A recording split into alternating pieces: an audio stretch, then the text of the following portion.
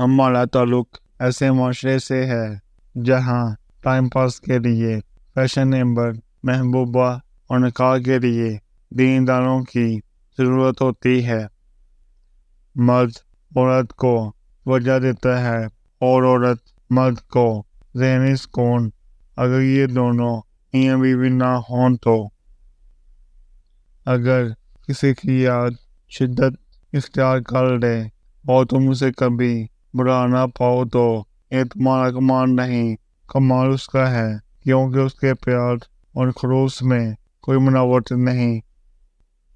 ہم اکثر انہی لوگوں کے ہاتھوں اپنی مجبوریوں کا مذاق بنواتے ہیں جن کو ہم کمزور لمحوں میں اپنی ذات کی سچائیاں سونپ دیتے ہیں۔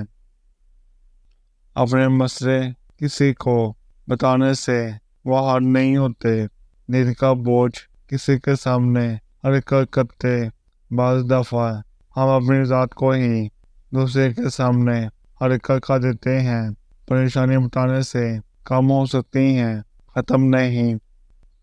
زندگی خوبصورت نہیں بلکہ بہت خوبصورت ہے۔